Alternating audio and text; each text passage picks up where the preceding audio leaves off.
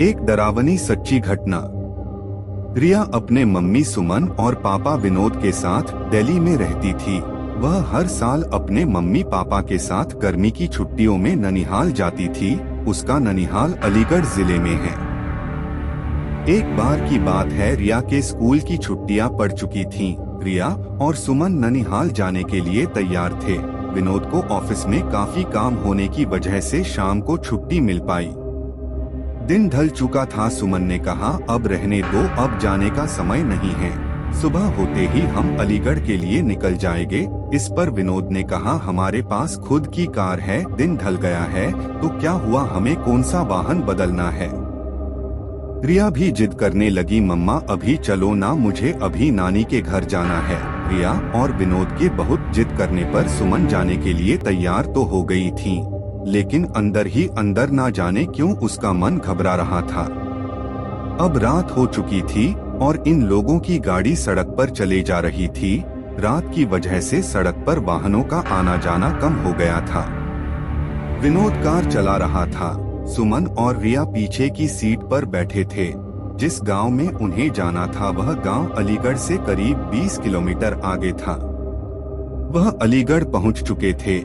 आगे का रास्ता कच्चा और सुनसान था, वहां कोई आता जाता भी नहीं दिख रहा था। गाड़ी अब कच्चे रास्ते पर चले जा रही थी। थोड़ी ही दूर चलने पर गाड़ी अचानक रुक गई। रिया ने पापा से कहा, पापा क्या हुआ, गाड़ी बंद कैसे हो गई। विनोद ने कहा, पता नहीं बेटा, उतरकर देखता हूँ। सुमन ने कहा, जल्दी देखिए और यहाँ से चलिए, कितना सुनसान रास्ता है, मुझे कुछ ठीक नहीं लग रहा। कार से उतरकर विनोद ने गाड़ी के बोनट को खोलकर देखा, लेकिन गाड़ी में कहीं कोई कमी नहीं दिखी। वह कार के अंदर आकर बैठ गया और कुछ सोचने लगा। तभी सुमन ने कहा, क्या हुआ, चलिए ना। विनोद अभी भी कुछ सोच रहा था।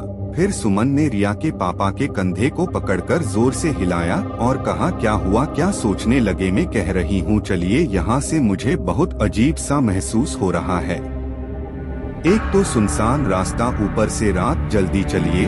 तब विनोद ने कहा, मैं ये सोच रहा हूँ कि गाड़ी में कोई खराबी नहीं है, फिर गाड़ी रुक क्यों गई। देखिए, क्या पता गाड़ी स्टार्ट हो जाए। तब विनोद ने गाड़ी स्टार्ट करने के लिए चाबी घुमाई और गाड़ी स्टार्ट हो गई। अब कार दोबारा उस रात के अंधेरे को चीरते हुए फिर आगे बढ़ने लगी। अभी थोड़ी ही दूर कार चली थी कि रिया चिल्लाई, मम्मी।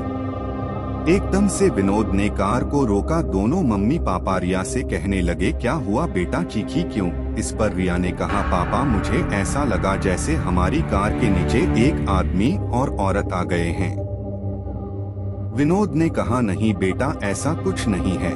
अगर वह औरत आदमी हमारी कार के नीचे आ जाते तो हमें भी तो पता चलता, और वैसे भी रात बहुत हो गई है। मुझे नहीं लगता ऐसे में इस रास्ते पर हमारे अलावा कोई और होगा। रिया की आंखें डर से फटी हुई थीं और वह कह रही थी, नहीं पापा, ट्रस्ट मी, मैंने देखा उन आदमी औरत को। सुमन ने कहा, गाड़ी थोड़ी तेज चलाइए। गाड़ी की रफ्तार विनोद ने तेज कर दी। तभी कार के शीशे में विनोद को एक डरावना चेहरा दिखाई दिया। उस डरावने चेहरे को देखते ही विनोद का हाथ स्टीयरिंग से छूटा और गाड़ी का बैलेंस बिगड़ने की वजह से गाड़ी इधर उधर चलने लगी।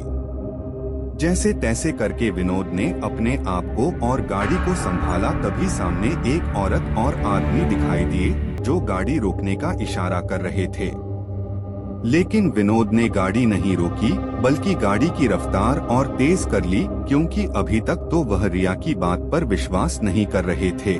और अचानक से उन दोनों आदमी औरत का ऐसे कार के सामने आना और लिफ्ट मांगना सुमन और विनोद को डर से भर देने के लिए काफी था। विनोद तो पसीने से लथपथ गाड़ी को अंधाधुंध रफ्तार में भगाए जा रहा था। तभी ये क्या, वह औरत और आदमी जिनको विनोद ने पीछे छोड़ा था फिर सामने खड़े थे और गाड़ी रोकने का इशारा कर रहे थे। अब तो उन तीनों की जान मुंह को गई थी। अचानक सुमन का फोन बजा। हेलो, कौन। दूसरी तरफ से सुमन का भाई अर्जुन बोल रहा था, हेलो दीदी, कैसी हैं आप। सुमन ने कहा, भैया कुछ ठीक नहीं है, इस रास्ते पर बहुत गड़बड़ है। और सुमन ने उन दोनों आदमी औरत के बारे में भी अर्जुन को बताया। तब अर्जुन ने कहा, दीदी आप चिंता मत करो, मैं अभी आता हूँ। और 10 से 15 मिनट बाद ही अर्जुन वहाँ रास्ते पर खड़ा था। विनोद ने गाड़ी रोकी और कहा, अच्छा हुआ अर्जुन तुम आ गए। पता नहीं क्या हो रहा था हमारे साथ, कुछ समझ ही नहीं आ रहा था। अर्जुन ने कहा, कोई बात नहीं जीजाजी, मैं आ गया हूँ ना, अब आपको कोई प्रॉब्लम नहीं होगी। अर्जुन भी अब कार में बैठा और कार घर की तरफ चल दी। अब तो मानो जैसे सुमन, विनोद और रिया का डर अर्जुन के आ जाने से हवा हो गया था। अब सब लोग घर पहुंच चुके थे। अर्जुन ने कहा, लाइए जीजाजी कार की चाबी मुझे दीजिए, मैं पार्क करके आता हूँ, आप अंदर जाइए। विनोद ने कहा, ठीक है, और चाबी अर्जुन को दे दी।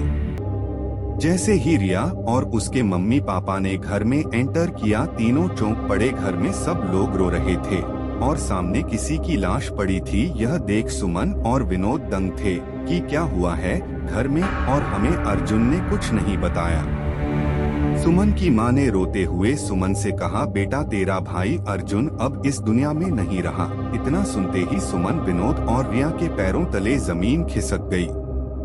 सुमन को विश्वास ही नहीं हो रहा था, क्योंकि जो भाई घर के बाहर तक उसके साथ था, घर में उसकी लाश पड़ी हुई थी, यह देखने के लिए कि कहीं यह मेरा वहम तो नहीं। सुमन ने अर्जुन के चेहरे से कफन हटाया। हाँ, यह सच था, सामने जो लाश पड़ी थी वह अर्जुन की ही थी। सुमन के पिता ने बताया कि रात 9 बजे अर्जुन अपनी बाइक से घर आ रहा था, तभी उसकी बाइक को एक ट्रक ने जोरदार टक्कर मारी, जिससे उसके सर में चोट आई और मौके पर ही उसकी मौत हो गई। अगर अर्जुन मर चुका था तो जो बाहर था वह कौन था? दोस्तों, कभी कभी ऐसा होता है कि हमारे अपने हमसे दूर जाने के बाद भी किसी न किसी वजह से जुड़े रह जाते हैं, जैसे घर के किसी सदस्य में मरने वाले का हद से ज्यादा प्रेम, या और भी बहुत सारी वजह हो सकती हैं। इस कहानी के बारे में अपनी राय देना ना भूलें। मैं फिर लौटूंगा ऐसी ही कहानी के साथ, तब तक अपना ख्याल रखें। धन्यवाद।